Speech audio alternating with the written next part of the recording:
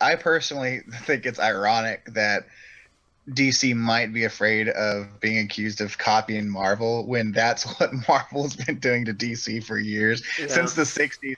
When DC comes with a very popular character, Stan Lee would just rip it off. yeah, I mean, Deathstroke and Deadpool. I mean, like yeah, Slade Wilson and Wade Wilson. I mean, that's one of the most obvious ones. But it's just so yeah, funny just to watch Marvel rip off DC and then turn in this huge, media empire. And then again, Marvel's owned by Disney, so yeah. they have that backing too. I will say this. So A couple of decades ago, it wasn't so. Marvel was in pretty bad shape in the '90s, and DC was on top. So yeah, the tables can turn again. I'm not saying they will, especially with what's going on right now with how they're doing this. I doubt that DC is going to get the upper, become the big superhero brand again.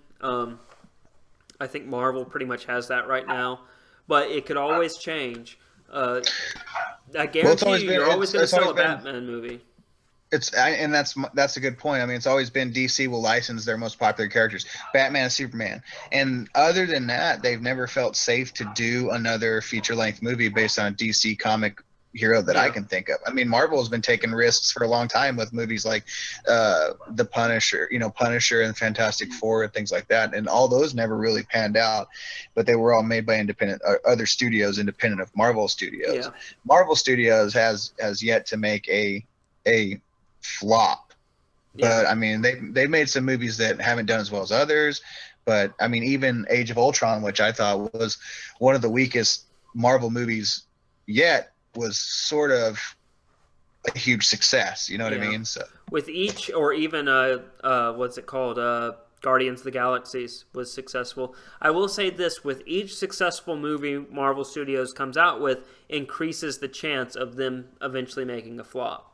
yeah, You I mean, know? it's just inevitable. And Civil War is a good chance for them to keep it fresh by killing several main characters. Hopefully, Yeah, they kill three main characters in a way that they can come back maybe for part of the Infinity War. But after the Infinity War, it's going to have to be a hard reboot, I think, yeah. because these actors aren't going to be around forever, and they're not going to be willing to play I the same wouldn't even character. argue a reboot. Just instead of doing the original Marvel characters, move on to the Young Avengers. Move on to there are Well, yeah, so I many mean, other characters you can do and keep the same universe, but have that old generation go away and you bring in some more fresher but I mean, superheroes. it happens in the comics, Yeah, after it does. a certain run or an overreaching story arc, the whole thing gets reset. Different people take up the mantle of the different heroes and things like Yeah, that. Like you might see a Miles Morales Spider-Man in the future after this Tom Hardy Spider-Man. yeah, So who knows? I mean, Marvel's on the right track, and DC I think should copy them. So yeah, Well, yeah. They should. another thing about Marvels, they're keeping their secret, and I'm sure we've already talked about this. Sorry, I had to disappear for a minute. But they've kept their secrets pretty well, you know. While the DC universe just straight up kind of tells you what's going on in it, and that's a problem. You know, just Marvel does Marvel does everything to lead you on to the next movie. It keeps you going with like these little secrets and this big plot and this big Yeah, scheme. So the it's the smart like that. stingers, the after credit stingers are one of the greatest inventions. I mean, in the first Iron Man movie, yeah, that like I left the theater after before the credits had finished rolling, and I found out later there was that whole Nick Fury thing. I was like, fuck, what is that? There was something after the credits. That's crazy. And then And then, after that, but then, and if DC does, it's gonna be if DC does, it's gonna be just a ripoff. But they still need to do something to yeah. keep you going to the next one. But I also say about the stingers and the way that they are afraid of copying Marvel.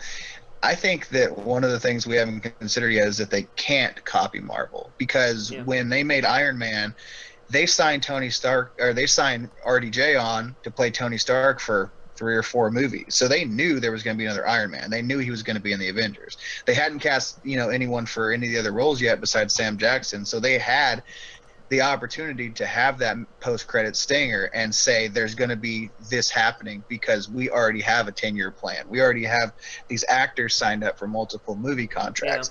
Whereas with WB and any other major studio that owns licensing rights to make movies for these other characters, they don't know if someone's going to drop out by the next movie. I mean, the whole thing with Andrew Garfield and the Amazing Spider-Man thing is proof right there.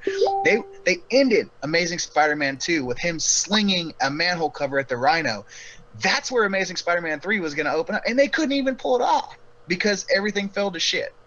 Like, they couldn't, like, the rumor is that Andrew Garfield pissed one of Sony executives off, and they just fired him. Said, you can't be Spider-Man anymore. It's ridiculous. But, I mean, the fact of the matter is they tried with Spider-Man to make 3 movies. That was the plan, and then go off into their own Spider-Man multiverse. You know, Sony owned. They were going to try to copy Marvel, but just with Spider-Man properties. And they couldn't pull it off because these studios play it movie by movie. They can't. Their business model doesn't support a long-term plan like that. They're not playing the long game. They're not playing the slow burn.